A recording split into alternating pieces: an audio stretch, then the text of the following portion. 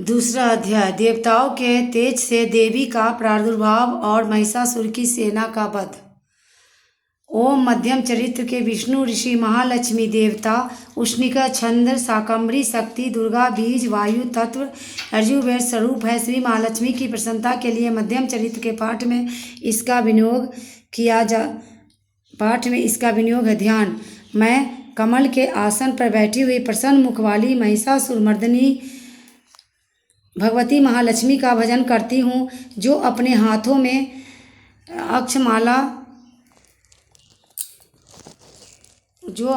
में अक्षमाला परसा गदा बाण वज्र पद धनुष कुंडिका दंड शक्ति खड्ग ढाल शंख घंटा मधुपात शूल पास और चक्र धारण करती है। ऋषि कहते हैं, पूर्व काल में देवताओं और असुरों में पूरे 100 वर्ष तक घोर संग्राम हुआ था। उसमें असुरों का स्वामी महिषासुर था और देवताओं के नायक इंद्र थे। उस युद्ध में देवताओं की सेना महाबली असुरों से परास्त हो गई। संपूर्ण देवताओं को जीतकर महिषासुर इंद्र बन बैठा। तब पराजित देवता प्रजापति ब्रह्मा जी को आगे करके उस स्थान पर गए जहां भगवान शंकर और विष्णु विराजमान थे। देवताओं ने महिषासुर के पराक्रम तथा अपनी पराजय का यथावत वृत्तांत उन दोनों देवेश्वरों से विस्तार पूर्वक का सुनाया। वे बोले, भगवान महिषासुर सूर्य इंद्र अग्नि वायु चंद्रमा यम वरुण तथा अन्य देवताओं का भी अधिकार छीनकर स्वयं ही सबका अधिष्ठाता बना बैठा है। उस दुरात्मा महिष ने समस्त देवताओं को स्वर्ग से निकाल दिया है। अब वे मनुष्य की भांति पृथ्वी पर विचरते हैं।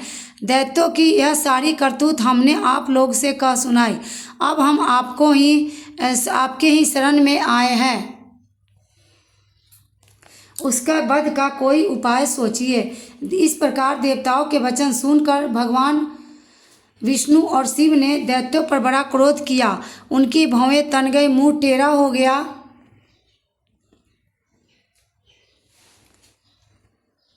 तब अत्यंत क्रोध में भरे हुए चक्रपाणी श्री विष्णु के मुख से एक महान तेज प्रकट हुआ।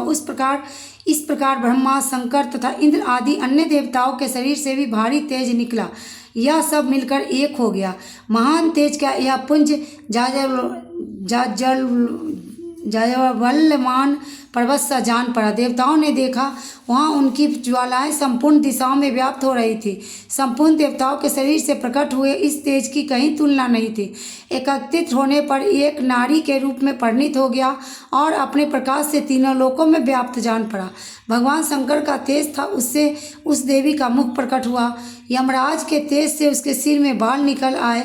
श्री विष्णु भगवान के तेज से उसकी भुजाएं उत्पन्न हुई। चंद्रमा के तेज से दोनों स्तनों का और इंद्र के तेज से मध्य भाग कटि प्रदेश का प्रादुर्भाव हुआ। वरुण के तेज से जंघा और पिंडली तथा पृथ्वी के तेज से नितंब भाग प्रकट हुआ।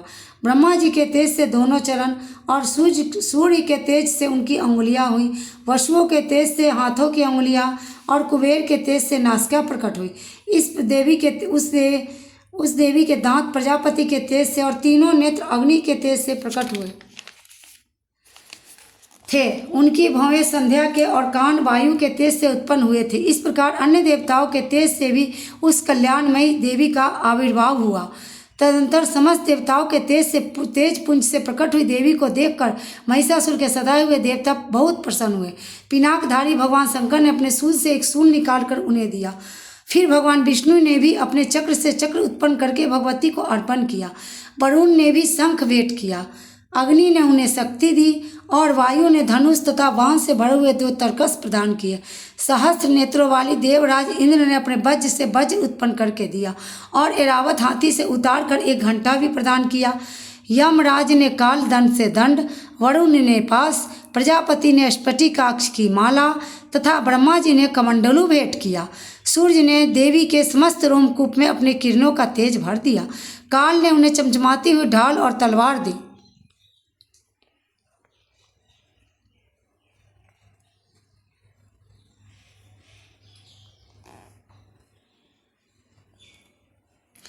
क्षीर समुद्र ने उज्ज्वल हार तथा कभी जीर्ण न होने वाले 2 दिव्य वस्त्र भेंट किए।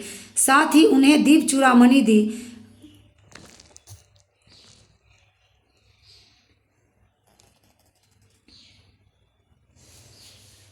कुंडल 2 कुंडल करे उज्ज्वल अर्धचंद्र, सब बाहुए के लिए केयूर, दोनों चरणों के लिए नुपुर, गले की सुंदर हंसली और सब अंगुलियों में पहनने के लिए रत्नों की अंगूठियां भी दी। विश्वकर्मा ने उन्हें अत्यंत निर्मल फरसा भेंट किया, साथ ही अनेक प्रकार के अस्त्र और अभेद कवच दिए। इसके सिवा मस्तक और वक्ष स्थल पर धारण करने के लिए कभी न कुमलाने वाले कमलों की मालाएं दी। जलादि ने उन्हें सुंदर कमल का फूल भेंट किया। हिमालय ने सवारी के लिए सिंह तथा भांति भांति के रत्न समर्पित किए। धनाध्यक्ष कुबेर ने मधु से भरा पान पात्र दिया तथा संपूर्ण नागों के राजा शेष ने, जो इस पृथ्वी को धारण करते हैं, उन्हें बहुमूल्य मणियों से विभूषित नागाहार भेंट किया।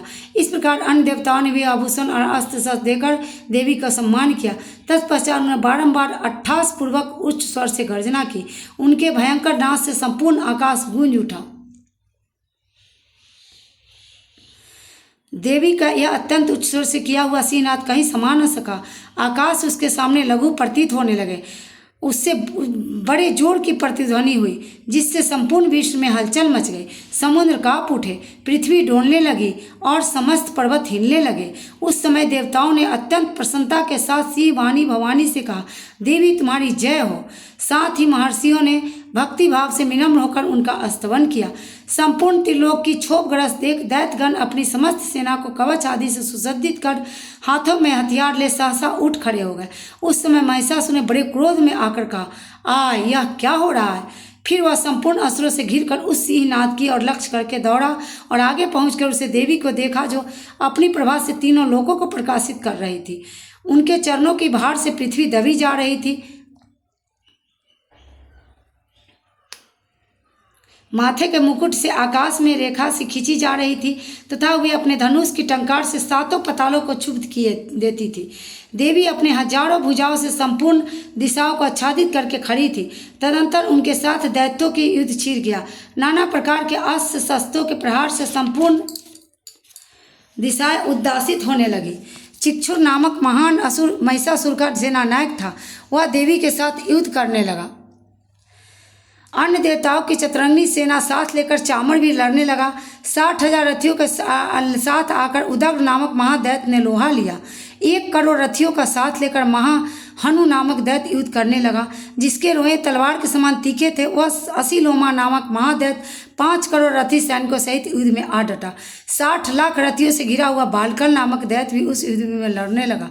परिवारित नामक राक्षस हाथी पर सवार होकर घुड़सवारों के अनेक दलों तथा 1 करोड़ रथियों की सेना लेकर युद्ध करने लगा। विराट नामक दैत्य 5 अरब रथियों से घिरकर लोहा लेने लगा। इसके अतिरिक्त और भी हजारों महादैत्य रथ, हाथी और घोड़ों की सेना साथ लेकर वहां देवी के साथ युद्ध करने लगे। स्वयं महिषासुर उस रणभूमि में कोटि कोटि सहस्त्र रथ, हाथी और घोड़ों की सेनाओं से घिरा हुआ था। वे दैत्य देवी के साथ तोमर, बिंदीपाल, शक्ति, मूसल, खड्ग, परशु और पटिश आदि अस्त्र शस्त्रों का प्रहार करते हुए युद्ध कर रहे थे। कुछ दैत्यों ने उन पर शक्ति का प्रहार किया, कुछ लोगों ने पास फेंके तथा कुछ दूसरे दैत्यों ने खड्ग प्रहार करके देवी को मार डालने का उद्योग किया।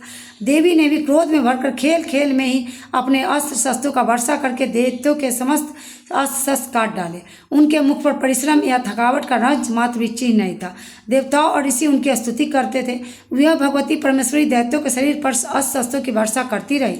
देवी का वाहन शिव भी क्रोध में भरकर गर्दन के बालों को हिलाता हुआ असुरों की सेना में इस प्रकार विचरने लगा, मानो वन में दावानल फैल रहा हो। रणभूमि में दैत्यों के साथ युद्ध करती हुई अंबिका देवी ने जितने निश्वास छोड़े, वे सभी तत्काल सैकड़ों हजारों गणों के रूप में प्रकट हो गए और परशु, बिंदीपाल, खड्ग तथा शटिश आदि अस्त्रों द्वारा असुरों का सामना करने लगे। देवी की शक्ति से बड़े हुए वे गण असुरों का नाश करते हुए नगाड़ा और शंख आदि बजाने लगे। उस संग्राम महोत्सव में कितने ही गण मृदंग बजा रहे थे। तदंतर देवी ने त्रिशूल से, गदा से, शक्ति की वर्षा से और खड्ग आदि से सैकड़ों महादैत्य को संहार कर डाला। कितनों को घंटे की भयंकर नाद से मूर्छित करके मार गिराया। बहुतेरे दैत्य को पास से बांधकर धरती पर घसीटा। कितने ही दैत्य उनकी तीखी तलवार के मार से 2-2 टुकड़े हो गए। कितने ही गदा की चोट से घायल धरती पर सो गए, कितने ही मुसल की धार से अत्यंत आहत होकर रक्त वमन करने लगे। कुछ दैत्य सूल से छाती फट जाने के कारण पृथ्वी पर ढेर हो गए। उस रणांगण में बाण समूह की वृष्टि से कितने ही असुरों की कमर टूट गए। बाज की तरह झपटने वाले देवी पीड़क दैत्यगण सब अपने प्राणों से हाथ धोने लगे। कितनों की बाहें छिन्न भिन्न हो गई, कितनों की गर्दन कट गई, कितने ही दैत्य के मस्तक कट कट कर गिरने लगे। कुछ लोगों के शरीर मध्य भाग में ही विदर्न हो गए। कितने ही महादैत्य जांघें कट जाने पर पृथ्वी पर गिर पड़े। कितनों को ही देवी ने एक बाँह, एक पैर और एक नेत्र वाले करके 2 टुकड़ों में चीर डाला। कितने ही दैत्य मस्तक कट जाने पर गिरकर फिर उठ जाते और केवल धड़ के ही रूप में अच्छे अच्छे हथियार हाथ में ले देवी के साथ युद्ध करने लगते थे। दूसरे कम्बद युद्ध के बाजों का लय नाचते थे।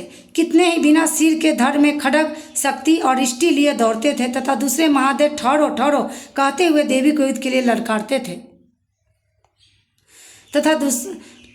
यह कहते हुए देवी को युद्ध के लिए ललकारते थे। जहाँ घोर संग्राम हुआ था वहाँ की धरती देवी के गिराए हुए रथ, हाथी, घोड़े और असुरों की लाशों से ऐसी फट गई थी, वहाँ चलना फिरना असंभव हो गया था। दैत्य की सेना में हाथी, घोड़े और असुरों की शरीर से इतनी अधिक मात्रा में रक्तपात हुआ था कि थोड़ी देर में वहाँ खून की बड़ी बड़ी नदियाँ बहने लगी। जगदम्बा ने असुरों की विशाल सेना